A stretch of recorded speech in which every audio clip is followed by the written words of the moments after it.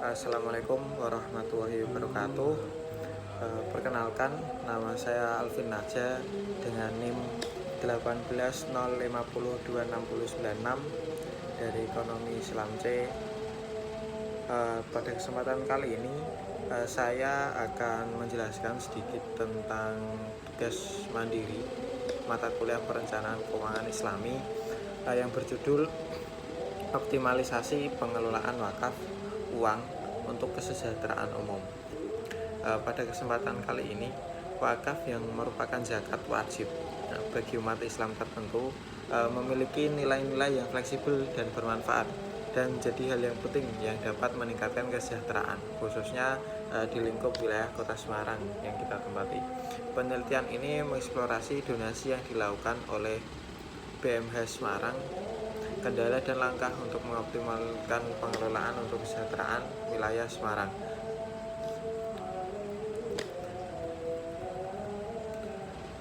Untuk prinsipnya, pada suatu negara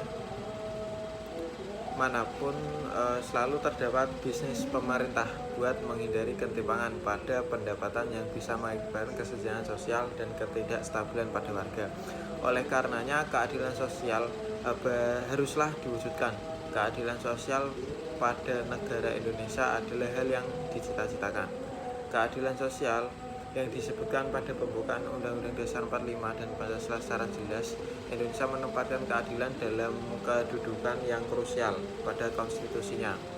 Keadilan ini hanya menyangkut keadilan ekonomi, melainkan juga keadilan pada segala bidang, misalnya keadilan aturan, politik, sosial, lantaran semuanya menyangkut keadilan sosial.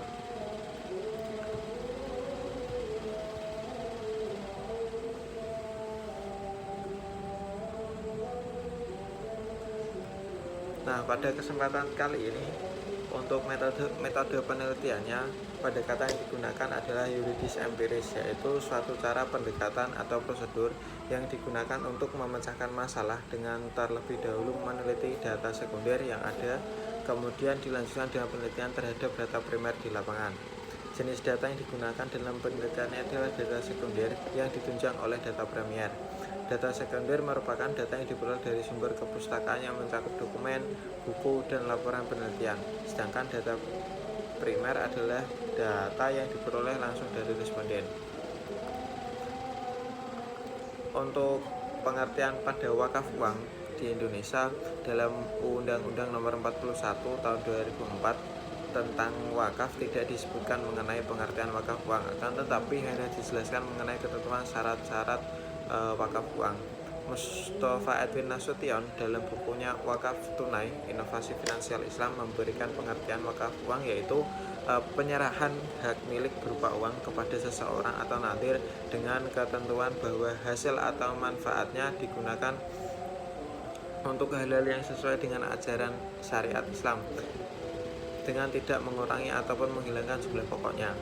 Sesuai dengan Fatwa Majelis Ulama Indonesia (MUI) tertanggal 26 April 2002 diterangkan bahwa wakaf uang atau cash wakaf adalah wakaf yang dilakukan seseorang, kelompok orang atau lembaga atau badan hukum dalam bentuk uang tunai, termasuk ke dalam pengertian uang adalah surat-surat berharga.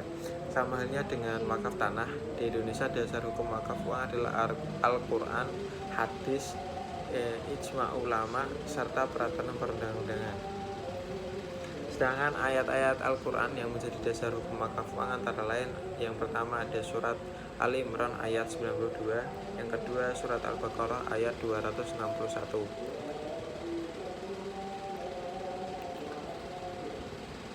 Beberapa ulama diriwayatkan oleh Imam Bukhari bahwa Imam Az-Zuhri, salah seorang ulama terkemuka, memanfaatkan dianjurkannya wakaf dinar dan dirham untuk pembangunan sarana dakwah sosial dan pendidikan umum Islam. Adapun caranya dengan menjadikan uang tersebut sebagai modal usaha kemudian menyalurkan keuntungannya.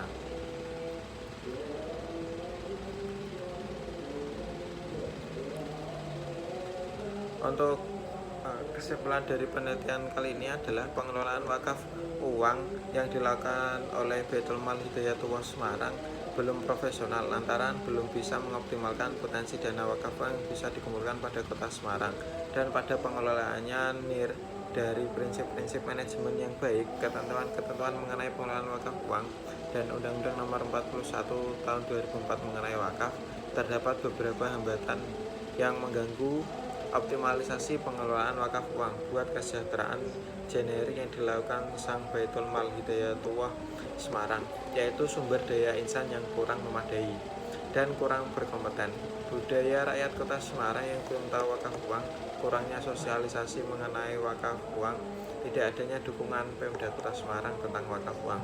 Untuk mengantisipasi hal tadi, maka bisa ditempuh beberapa langkah buat mengoptimalkan pengelolaan wakaf uang buat kesejahteraan rakyat Kota Semarang, yaitu menggunakan sumber daya manusia nantir supaya lebih profesional dan berwawasan syariah, meningkatkan pemahaman pada rakyat mengenai wakaf uang, membangun dan menjalin kerjasama menggunakan perusahaan kapital ventura, memperluas dan menaikkan penerimaan dana wakaf uang, yaitu menggunakan cara bekerja sama dengan pemerintah wilayah Kota Semarang.